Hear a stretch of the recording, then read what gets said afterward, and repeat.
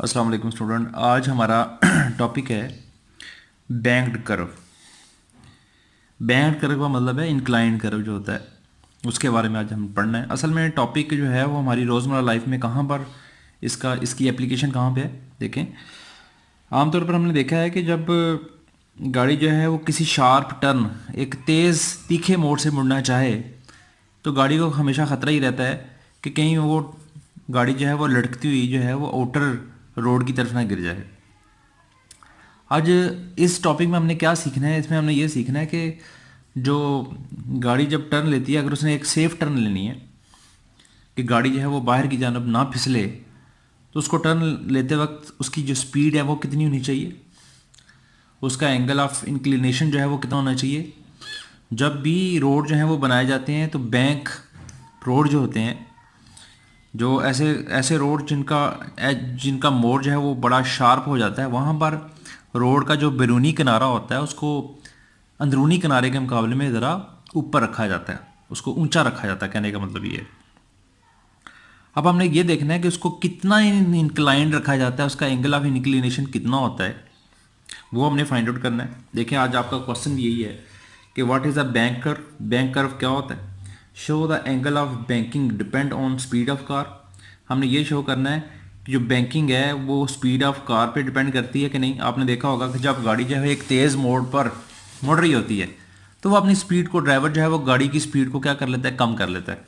अगर वो तेज़ स्पीड से मुड़ेगा तो वो डेफिनेटली टर्टल करता हुआ, स्किड करता हुआ बाहर की जानब गिर जाएगा। दूसरा है ये बताना हमने कि ये डिपेंड करता है radius of curvature of road के ऊपर, कि रोड का जो रेडियस ऑफ कर्वेचर है वो कितना होना चाहिए कि गाड़ी जो है वो एक सेफ टर्न ले ले।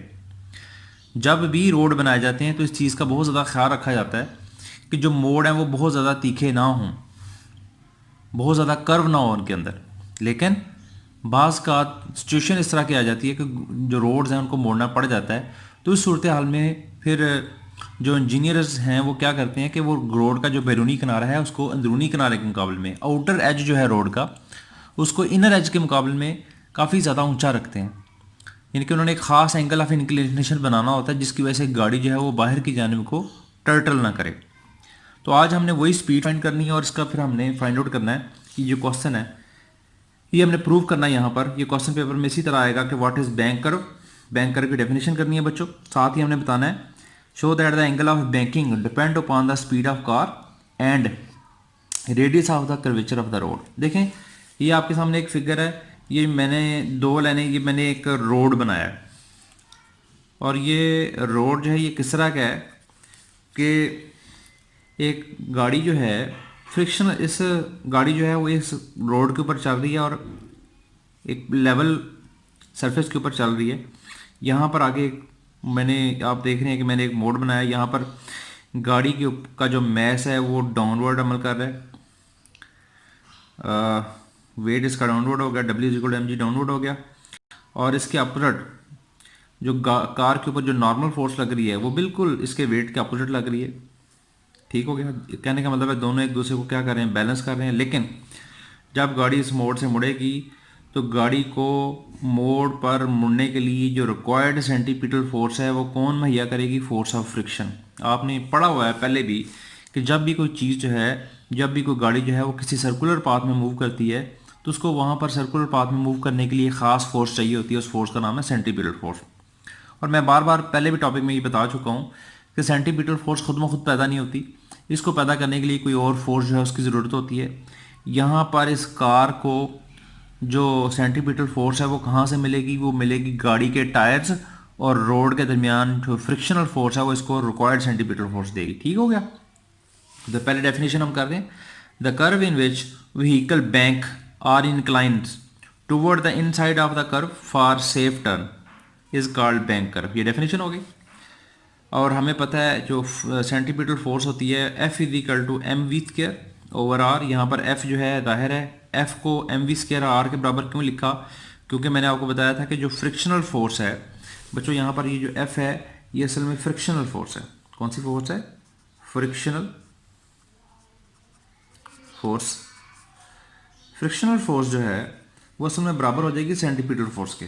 मतलब F जो है ये बराबर हो जाएगा FC के। और आपने फ्रिक्शनल फोर्स के बारे में पढ़ा है। देखें, गाड़ी के टायरों और रोड के दरमियान जितनी ज़्यादा फ्रिक्शन होगी, गाड़ी की टर्न उतनी ज़्यादा सेफ होगी। तो फिर हमने पढ़ा हुआ है फ्रिक्शनल का फार्मूला। फ्रिक्शनल फोर्स जो है ये बराबर होती है म्यू एन के। यहाँ पर म्यू जो है ये कोफिशिएंट ऑफ फ्रिक्शन है, जबकि एन जो है ये नॉर्मल फोर्स है, और ये बराबर हो जाएगा M V square over R के। हमें पता है शक्ल में अगर हम देखें तो जो नॉर्मल फोर्स है वो बैलेंस हो रही है किसके साथ, एम जी के साथ। तो फिर जहाँ पर एन है वहाँ पर मैं लगा दूंगा M G, N mu M G बराबर आ जाएगा M V square over R. M से एम कैंसिल हो गया, V square is equal to mu R G, square root ले लेंगे दोनों तरफ, और स्क्वायर रूट को जब हम ख़त्म करेंगे तो आपके पास आ जाएगा v is equal to mu R G. This is the cornering speed.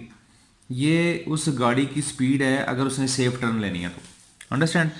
अच्छा, ये वाला जो केस था ये तो तब था ना कि जब रोड और गाड़ी के टायरों के दरमियान फ्रिक्शनल फोर्स एग्जिस्ट करे। अब हमारा इसका दूसरा हिस्सा जो आ रहा है वो क्या आ रहा है कि अगर जो बैंक टर्न है वो फ्रिक्शनलेस हो, कि अगर फर्ज करो वहां पर फ्रिक्शन ना हो तो फिर क्या होगा। देखें, ये तरह आप फिगर को गौर से समझ लें।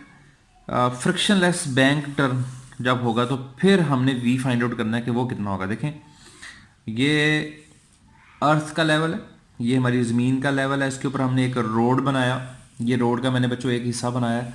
रोड का ये इंटरनल एज है, ये उसका आउटर एज है। आउटर एज जो है वो हमने इनर एज के मुकाबले में क्या रखा, थोड़ा सा ऊंचा रखा। मतलब ये फ्लैट अर्थ के साथ कितना एंगल बना रहा है, जैसे ऐसे हमने रोड को ज़रा ऊपर, बाहर वाला किनारा ज़रा जो है वो क्या रख दिया, थोड़ा सा ऊंचा रखा। आउटर एज हाई रखा, इनर एज लो है। तो प्लेन सरफेस के साथ एंगल कितना बना रहा है, कितना इंक्लाइंड है रोड, थीटा। अब यहाँ पर देखें, ये जो है, ये जो मैंने बनाया है, ये एक कार है, गाड़ी है एक। इस कार का जो वेट है वो डेफिनेटली डाउनवर्ड है, वर्टिकली डाउनवर्ड। लेकिन इस कार के ऊपर जो फोर्स लग रही है वो एम जी के बिल्कुल अपोजिट नहीं है, बल्कि ये कार के साथ नॉर्मल बना रही है। देखना, यहाँ पर होना है नॉर्मल, इसने ये नॉर्मल है, 90 का एंगल है यहाँ पे। अब ये जो एन है ये बिल्कुल एम जी को बैलेंस नहीं कर रहा, तो फिर हम क्या करेंगे, हम इस एन को इसके कंपोनेंट में क्या कर देंगे, रिजॉल्व। तो बच्चों ये बात याद रखें कि यहाँ पर एंगल थीटा बन रहा है, तो ये हमारा एक्स एक्सिस हो गया। तो ये यहाँ पर जो हमारा बनेगा ये हमारा वाई एक्सिस होगा। ठीक हो गया। अब एन को हम रिजॉल्व करेंगे इसके कंपोनेंट्स में। रिजॉल्व करने पर आपने देखा यहाँ पर मैंने एक फिगर बनाई, ये देखें ये क्या है। ये जो अपवर्ड होगा ये होगा एन कॉस थीटा, और डाउनवर्ड बिल्कुल क्या आ जाएगा एम जी, और इस तरफ को क्या बनेगा एन साइन थीटा। मतलब अगर मैं इसी फिगर में आऊँ यहाँ पर, तो ये जो है अगर इस एन को मैं करना चाहूँ, रिजॉल्व करना चाहूँ, तो हम यहाँ से एक परपेंडिकुलर ड्रा करेंगे, ऐसे ऐसे परपेंडिकुलर ड्रा किया तो ये जो होगा ये बनेगा एन कॉस थीटा, चूँकि अलॉन्ग एक्स एक्सिस है ये। और इसकी तरह ये जो है, ये वाला जो है ये बनेगा आपके पास एन साइन थीटा। ठीक हो गया। अब ये एन साइन थीटा, ये एन कॉस थीटा। अब अगर हम फिगर में आ जाएं तो आप देख रहे हैं कि एन कॉस थीटा बैलेंस हो रहा है किसके साथ, एम जी के साथ। और एन साइन थीटा जो है ये उस कर्व के सेंटर की तरफ लग रहा है जिस कर्व के अगेंस्ट गाड़ी ने मुड़ना है। ठीक हो गया। तो फिर एन साइन थीटा जो है ये जितना ज़्यादा एन साइन थीटा होगा उतनी ही ज़्यादा सेंटीमीटर फोर्स लगेगी इसके ऊपर। अंडरस्टैंड। तो देखें एन कॉस थीटा बैलेंस हो गया एम जी के साथ। तो फिर हम देखते हैं कि इस कार के ऊपर टोटल जो फोर्सेज हैं वो लग कितनी रही हैं। तो मैं कहता हूँ forces acting on the car of mass M on the bank curve R. कितनी फोर्सेज हैं, weight M G of the car acting vertically downward, इसका वेट डाउनवर्ड है ये देखें। उसके बाद नॉर्मल फोर्स एन, जो नॉर्मल फोर्स एन है acting vertically upward on the car के ऊपर की जाने में नॉर्मल फोर्स लग रही है। फिर अगर हम शक्ल में देखें तो मैंने आपको बताया था कि जितना ज़्यादा एन साइन थीटा होगा उतनी ज़्यादा इसकी सेंटीमीटर फोर्स होगी। इस केस के अंदर इस कार को जो रिक्वायर्ड सेंटीमीटर फोर्स दे रहा है वो एन का नॉर्मल फोर्स का कौन सा कंपोनेंट दे रहा है, वर्टिकल कंपोनेंट। तो फिर हम लिखेंगे N sine theta is equal to M V square over R. और इसी तरह अगर हम देखें फिगर में तो जो एन कॉस थीटा ये बैलेंस कर रहा है किसको, एम जी को। तो फिर हम लिखेंगे N cos theta is equal to M जी।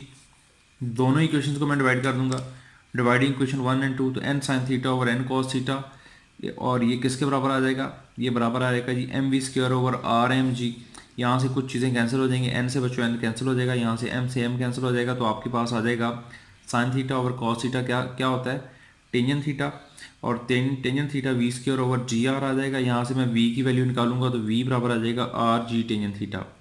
अब ये चीज़ क्या शो कर रही है, आप यहाँ पर कह सकते हैं कि दिस इक्वेशन शो दैट, ये इक्वेशन क्या शो करती है, the angle of banking depend upon the speed of the car. देखें एंगल ऑफ बैंकिंग जो है वो स्पीड ऑफ कार पे डिपेंड कर रही है आपके सामने, ठीक है, and radius of the curvature, और रेडियस ऑफ कर्वेचर पे डिपेंड करती है। It is independent of the mass of the car. ये कार के देखें यहाँ से अगर हमने एंगल ऑफ बैंकिंग निकालना हो, थीटा निकालना हो, तो थीटा कितना है, तो डिपेंड किस पे कर रहा है, स्पीड ऑफ कार की स्पीड कितनी होनी चाहिए, और रेडियस ऑफ कर्वेचर, रोड का रेडियस जो है वो कितना होना चाहिए, उस पर डिपेंड करता है। आप देख रहे हैं कि इस इक्वेशन में गाड़ी का मैस जो है वो इन्वॉल्व नहीं है। इसका मतलब है जितनी भी गाड़ियाँ किसी बैंकिंग रोड से मुड़ रही होती हैं वो सब की सब स्पीड पे डिपेंड कर रही होती हैं और रेडियस ऑफ कर्वेचर पे डिपेंड कर रही होती हैं। ठीक हो गया, तो यही आपका टॉपिक था। तो इंशाल्लाह अगले टॉपिक के साथ दोबारा हाज़िर होंगे। अल्लाह हाफिज़।